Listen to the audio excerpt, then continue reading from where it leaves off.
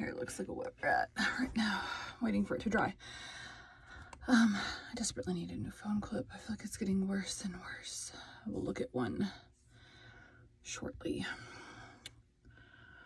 Okay, files, Mac, not downloads, documents, Studio One, songs, byte at a time. November 3rd, share, export to pages. Okay.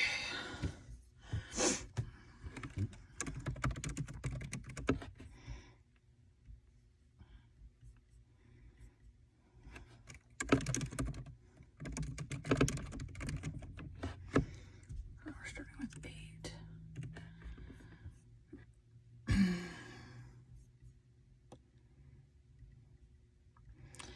I'm gonna go for 2, so hopefully I don't mess up a bunch today.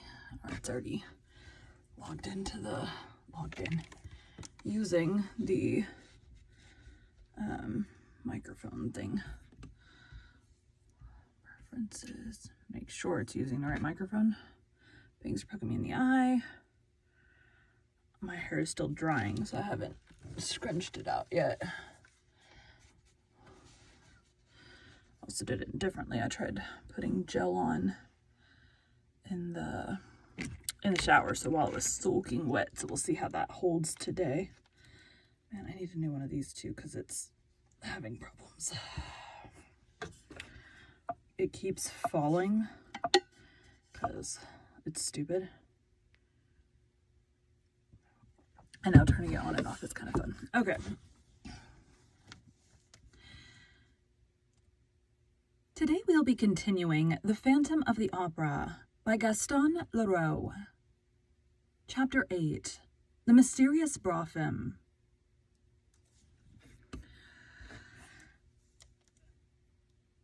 That tragic evening was bad for everybody. Carlotta fell ill.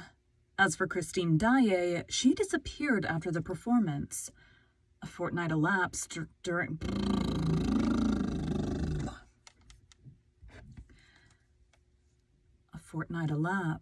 during which she was seen neither at the opera nor outside. My kid just woke up.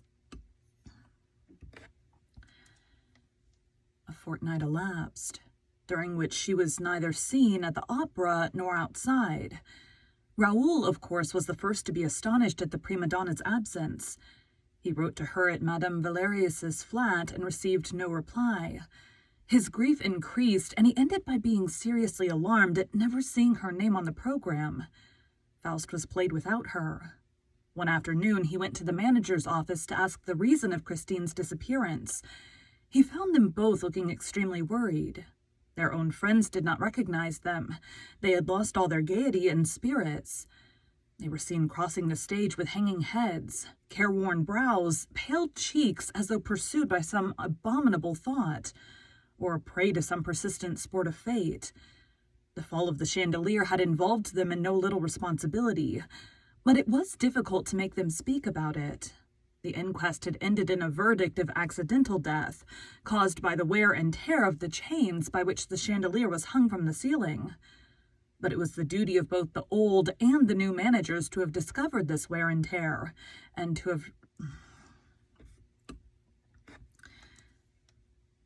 have remedied it in time. And I feel bound to say that Messieurs Richard and Moncharmin at this time appeared so changed, so absent-minded, so mysterious, so incomprehensible that many of the subscribers thought that some event even more horrible than the fall of the chandelier must have affected their state of mind. In their daily intercourse, they showed themselves very impatient, except with Madame Giry, who had been reinstated in her functions. And their reception of the Vicomte de Chagny, when he came to ask about Christine, was anything but cordial. They merely told him that she was taking a holiday. He asked how long the holiday was for, and they replied curtly that it was for an unlimited period, as Madame Daae had requested leave, Mademoiselle Daae had requested leave of absence for reasons of health. Then she is ill, he cried. What is the matter with her? We don't know. Didn't you send the doctor of the opera to see her? No, she did not ask for him, and as we trust her, we took her word. Raoul left the building a prey to the gloomiest thoughts. He resolved, come what might, to go and inquire of Mamma Valerius. He remembered the strong phrases in Christine's letter, forbidding him to make any attempt to see her.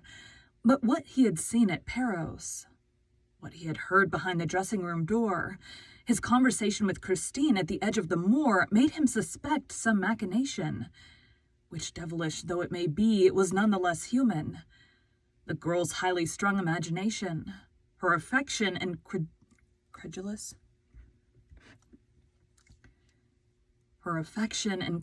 mind, the primitive education which had surrounded her childhood, with a circle of legends, the constant brooding over her dead father, and above all, the state of sublime ecstasy into which music threw her, from the moment that this art was made manifest to her in certain exceptional conditions, as in the churchyard at Perros. All this seemed to him to constitute a moral ground, only too favorable for the malevolent designs of some mysterious and unscrupulous person. Of whom was Christine Daae the victim? This was the very reasonable question which Raoul put to himself as he hurried off to Mamma Valerius. He trembled as he rang at a little flat in the Rue Notre-Dame des Victorias. The door was opened by the maid, whom he had seen coming out of Christine's dressing-room one evening. He asked if he could speak to Madame Valerius. He was told that she was ill in bed and was not receiving visitors. "Take in my card, please," he said. The maid soon returned and showed him into a small and scantily furnished drawing-room, in which portraits of Professor Valerius and old Daae hung on opposite walls. "Madame begs Monsieur le Vicomte to excuse her, Viscount." "Madame begs Monsieur le Viscount to excuse her," said the servant. "She can only see him in her bedroom, because she can no longer stand on her poor legs." 5 minutes later, Raoul was ushered into an ill-lit room, where he at once recognized the good, kind face of Christine's benefactress, in the semi-darkness of an alcove. Mamma Valerius's hair was now quite white, but her eyes had grown no older. Never, on the contrary, had their expression been so bright, so pure, so childlike. "Monsieur de Chagny!" she cried gaily, putting out both her hands to her visitor. "Ah, it's heaven that sends you here. We can talk of her." The last sentence sounded very gloomily in the young man's ears. He at once asked, "Madame, where is Christine?" And the old lady replied calmly, "She is with her good genius." "What good genius?" exclaimed poor Raoul. "Why, the angel of music." The Viscount dropped into a chair. Really? Christine was with the angel of music? And there lay Mamma Valerius in bed, smiling to him and putting her finger to her lips, to warn him to be silent. And she added, "You must not tell anybody." "You can rely on me," said Raoul. He hardly knew what he was saying, for his ideas about Christine, already greatly confused, were becoming more and more entangled, and it seemed as if everything was beginning to turn around him, around the room, around that extraordinary good lady with the white hair and forget-me-not eyes. I know I can," she said with a happy laugh. "But why don't you come near me as you used to do when you were a little boy? Give me your hands as when you brought me the story of little Lottie which Daddy Daae had told you. I'm very fond of you, Monsieur Raoul, you know, and so is Christine, too." "She is fond of me?" sighed the young man. He found a difficulty in collecting his thoughts and bringing them to bear on Mamma Valerius's good genius, on the angel of music of whom Christine had spoken to him so strangely, on the death's head which he had seen in a sort of nightmare on the high altar at Perros, and also on the opera ghost, whose fame had come to his ears one evening when he was standing behind the scenes within hearing of a group of scene-shifters who were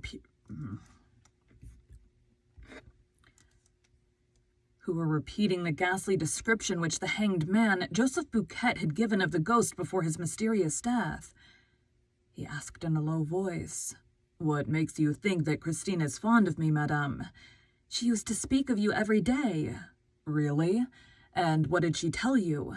She told me that you had made her a proposal. And the good old lady began laughing wholeheartedly. Raoul sprang from his chair, flushing to the temples, suffering agonies. What's this? Where are you going? Sit down again at once, will you? Do you think I will let you go like that? If you're angry with me for laughing, I beg your pardon. After all, what has happened isn't your fault. Didn't you know? Didn't you think that Christine was free? Is Christine engaged to be married? The wretched Raoul asked, in a choking voice. Why, no. Why, no, you know as well as I do that Christine couldn't marry even if she wanted to. But I don't know anything about it. And why can't Christine marry? Because of the Angel of Music, of course. I don't follow. Yes, he forbids her to. He forbids her. The Angel of Music forbids her to marry. Oh, he forbids her without forbidding her. It's like this. He tells her that if she got married, she would never hear him again. That's all. And that he would go away forever. So you understand, she can't let the Angel of Music go. It's quite natural. Yes, echoed Raoul submissively. It's quite natural. Besides, I thought Christine had told you all that when she met you at Paros, where she went with her good genius.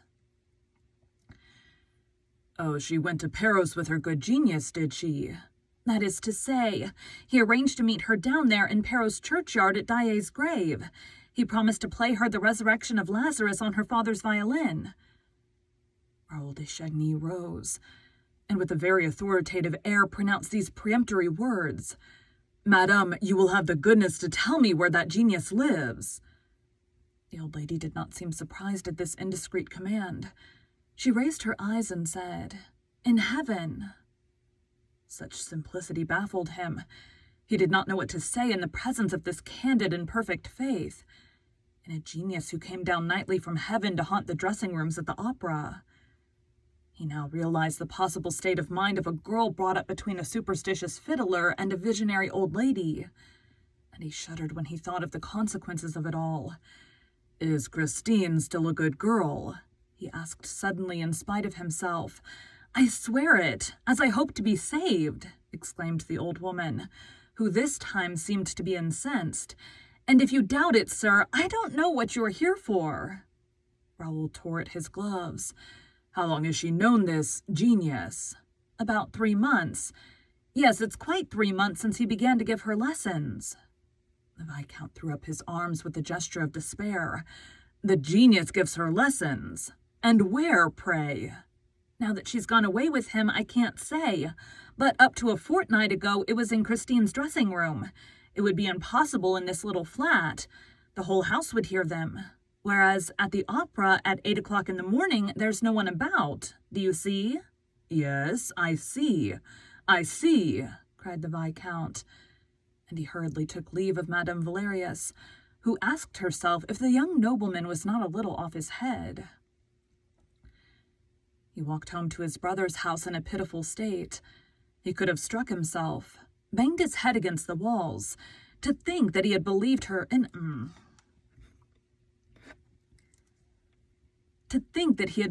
her innocence, in her purity. The Angel of Music. He knew him now. He saw him. It was beyond a doubt some unspeakable tenor, a good-looking jackanapes, who mouthed and simpered as he sang. He thought himself as absurd and as wretched as could be. Oh, what a miserable, little, insignificant, silly young man was Monsieur le Viscount de Chagny, thought Raoul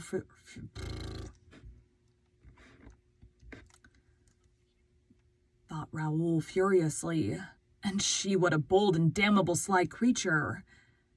His brother was waiting for him, and Raoul fell into his arms like a child. The Count consoled him without asking for explanations. The Count consoled him without asking for explanations. The Count consoled him without asking for explanations, and Raoul would certainly have long hesitated before telling him the story of the Angel of Music. His brother suggested taking him out to dinner. Overcome as he was with despair, Raoul would probably have refused any invitation that evening, if the Count had not, as an inducement, told him that the lady of his thoughts had been seen the night before in the company of others.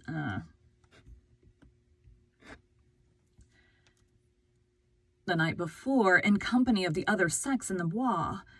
At first the Viscount refused to believe, but he received such exact details that he ceased protesting. She had been seen, it appeared, driving in a brougham, with the window down. She seemed to be slowly taking in the icy night air. There was a glorious moon shining. She was recognized beyond a doubt. As for her companion, only his shadowy outline was distinguished leaning back in the dark. The carriage was going at a walking pace in a lonely drive behind the grand stand at Longchamp. Raoul dressed in frantic haste, prepared to forget his distress by flinging himself, as people say, into the vortex of pleasure. Alas, he was a very sorry guest, and leaving his brother early, found himself, by 10 o'clock in the evening, in a cab, behind the Longchamp racecourse. It was bitterly cold. The road seemed deserted and very bright under the moonlight. He told the driver to wait for him patiently at the corner of a near turning, and hiding himself as well as he could, stood stamping his feet to keep warm. He had been indulging in this healthy exercise for half an hour or so, when a carriage turned the corner of the road and came quietly in his direction, at a walking pace. As it approached, he saw that a woman was leaning her head from the window, and suddenly the moon shed a pale gleam over her features. "Christine!" The sacred name of his love had sprung from his heart and his lips. He could not keep it back. He would have given anything to withdraw it, for that name, proclaimed in the stillness of the night, had acted as though it were...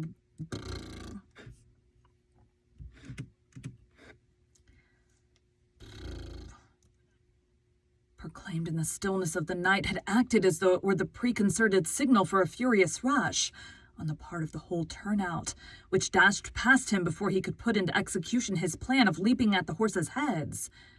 The carriage window had been closed, and the girl's face had disappeared, and the brougham, behind which he was now running, was no more than a black spot on the white road. He called out again, "Christine!" No reply, and he stopped in the midst of the silence. With a lackluster eye, he stared down that cold, desolate road, and into the pale, dead night. Nothing was colder than his heart, nothing half so dead. He had loved an angel, and now he despised a woman. Raoul, how that little fairy of the north had trifled with you. Was it really necessary to have so fresh and young a face? A forehead so shy and always ready to cover itself with the pink blush of modesty, in order to pass in the lonely night, in a carriage and pair accompanied by a mysterious lover. Surely there should be some limit to hypocrisy and lying. She had passed without answering his cry, and he was thinking of dying, and he was 20 years old. His valet found him in the morning sitting on the bed. His valet found him in the morning sitting on his bed. He had not undressed, and the servant feared at the sight of his face that some disaster had occurred. Raoul snatched his letters from the man's hands. He had recognized Christine's paper and handwriting. She said, "Dear, go to the masked ball at the opera on the night after tomorrow. At 12 o'clock, be in the little room behind the chimney place of the big crush room. Stand near the door that leads to the rotunda. Don't mention this appointment to anyone on earth. Wear a white domino and be carefully masked. As you love me, do not let yourself be recognized. Christine."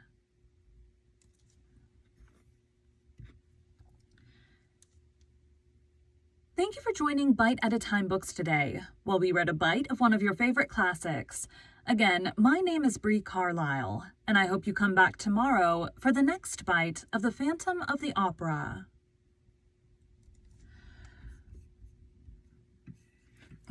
Technically, I don't think I have enough time to get this next one done, but we're gonna do it anyways. Thanks, guys.